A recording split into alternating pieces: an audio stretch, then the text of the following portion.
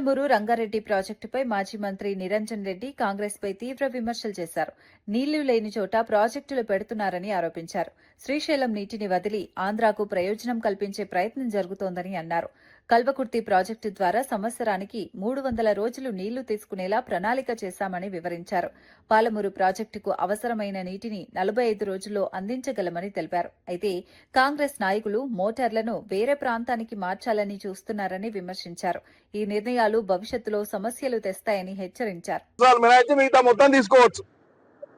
అందుకోసమే పాలమూరు రంగారెడ్డి యొక్క పంపులను కూడా ఈ 802, 804 అడుగుల దగ్గరనే పెట్టడం జరిగింది.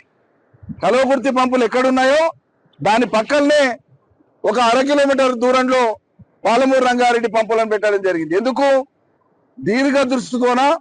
దూరదృష్టితోన నీటికి కటకట రావద్దు, పాలమూరు రంగారెడ్డి ప్రాజెక్టుకు అవసరమైనటువంటి 90 టీఎంసీల నీళ్లను 45 రోజుల్లో తోడుకోవచ్చు.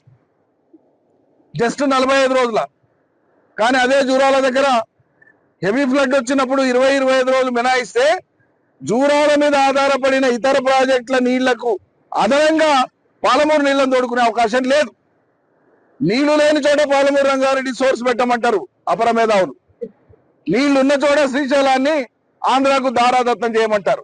అందుకోసమే 240 రోజులైనా కూడా పాలమూరు లిఫ్ట్ ఇరిగేషన్ స్కీమ్ కి ఎక్కడైతే సోర్స్ ఉందో అక్కడి నుంచి కల్వకుర్తి లిఫ్ట్ ఇవాళ నడుస్తా ఉంది.